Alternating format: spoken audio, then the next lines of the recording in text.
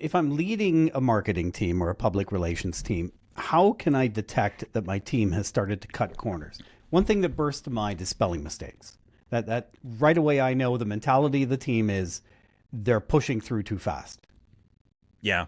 I mean, this definitely depends on what the company culture or like standard of quality is. And so I think that a lot of times, I mean, you'll certainly potentially hear from clients if you're cutting corners, especially longtime clients. If the quality dips, then it's there's going to be an obvious indicator that you're getting angry emails. But I think internally, I think there is, depending on how you work together, I think that there can be like monitoring the conversation, and a lot of times like there'll be like joking about ChatGPT or whatever the corner that is being cut might be.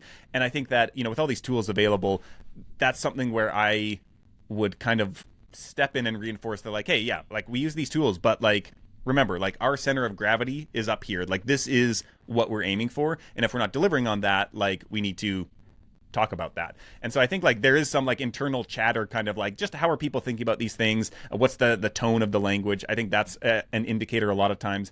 I think also just like addressing when people come in, either when you start using a new tool or in the hiring and onboarding process is the biggest point of leverage, where you kind of set that like, okay, like this is okay, and like we use these tools for these things, but we always need to make sure that we're hitting this benchmark. And so having some way to detect that is important as well. And I think a lot of times when people are coming onto a team, they don't have that intuitive sense. And so you might be able to look at a piece of content and be like, okay, this isn't meeting the bar, but to be able to explain like why it isn't, I think that is important when people first start working for you, but also then having occasional resets. Or I would even think about like team. This is actually a really good one that would be useful for a team of content kind of specialists, is doing, I don't know, monthly or quarterly audits or tear